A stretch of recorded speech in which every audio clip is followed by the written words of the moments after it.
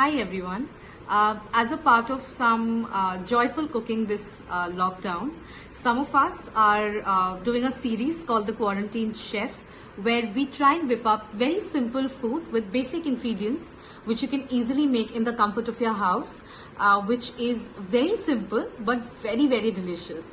So as a part of that series, I am coming up with Emadashi. It's the pepper cheese curry.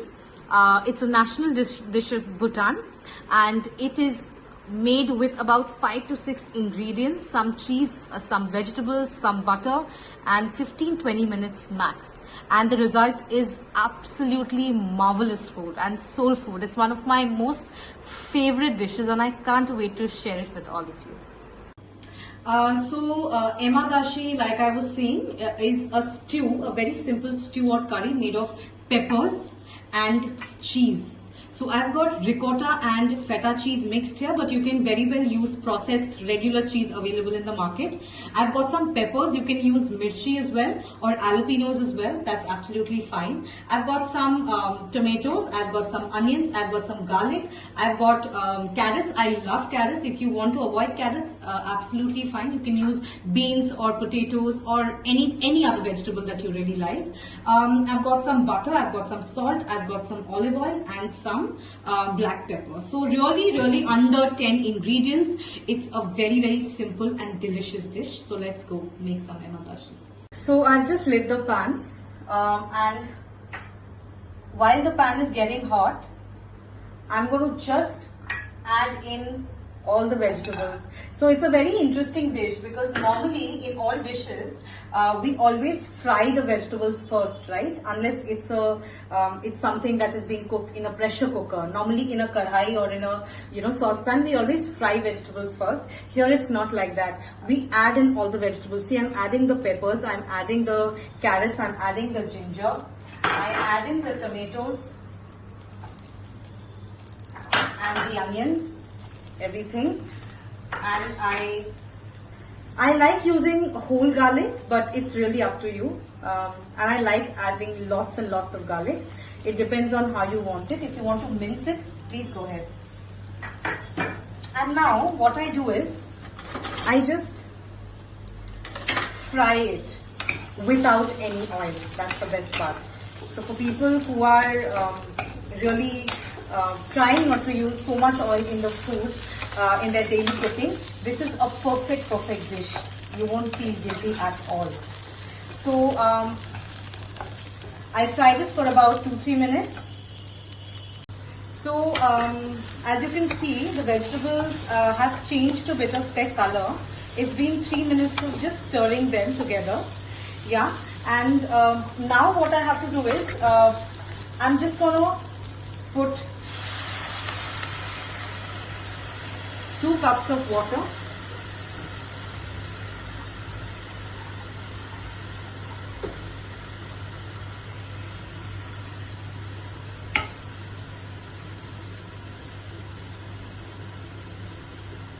And really let it simmer on low flame.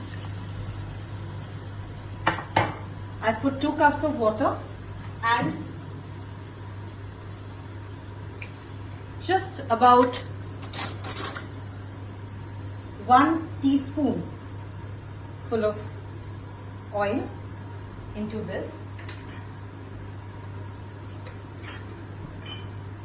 Now I just add a little bit of salt. I give it a quick stir. Check the flame again. You don't want your emadashi to really burn. And now just let it be. Let it. So it's been 8 minutes. Wow. And you can see that the vegetables are really cooked and get really fresh. So yeah, they are cooked. What we do now is my most favorite part. We just drop in a blob of butter and gently fold in the cheese or the gashes.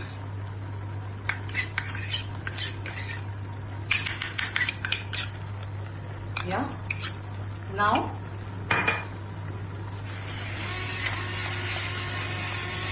add in the pepper. Gently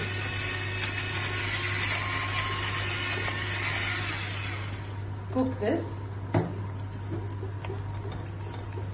and break the cheese and the butter so that it mixes, and see the colors now slowly changing to like a whitish kind of a tinge. So just one thing you have to remember is that the cheese and the butter will have some salt of its own. So please be careful.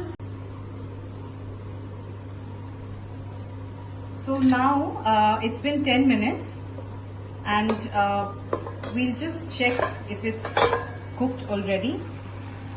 Should have been cooked by now. Yeah. I wish you could smell this. The vegetables are cooked. Just see how easily this breaks. Yeah, and it's got a slightly thick, soupy kind of consistency, not too dry, but the consistency really depends on you. I'm going to eat this with rice, so I like some gravy along with my rice. So just going to give it a quick stir.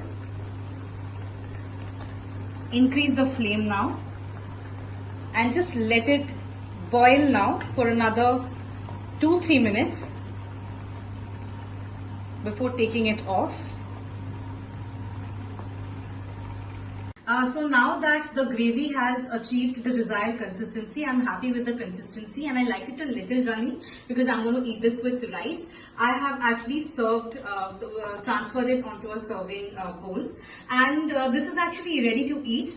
While I'm having this with rice, you can have this with pingmo, which is a Tibetan bread. You can have it with bao, with pao, with regular bread, just about anything. It makes for a very hearty and wholesome meal.